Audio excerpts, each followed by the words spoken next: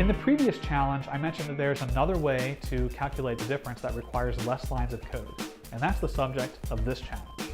The new and improved algorithm looks like this. First, subtract the target value from the slider's value. Then, if the result is negative, multiply the result by -1 to result in a positive number. At this point, try pausing the video and updating the difference calculation to use this new algorithm. Then you can keep watching to compare your solution to my own. All right, that's it. Good luck.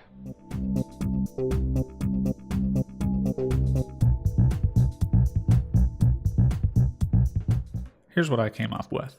Remember, the first step of the new algorithm is to subtract the target value from the slider's value. So for difference here, we'll take the current value minus the target value.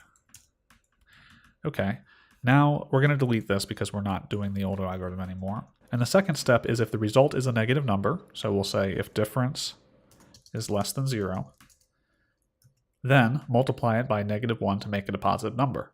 So to multiply it, we'll say difference equals difference times -1. This is one way of doing it. A couple other ways of doing it, by the way, is if instead of saying like that, I can say times equals -1.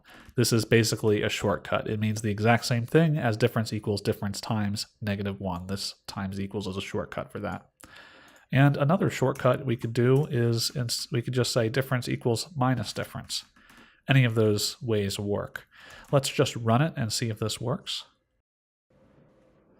All right, I'll move it all the way to the left, and I get a positive number, and I'll move it all the way to the right, and I still get a positive number. Awesome.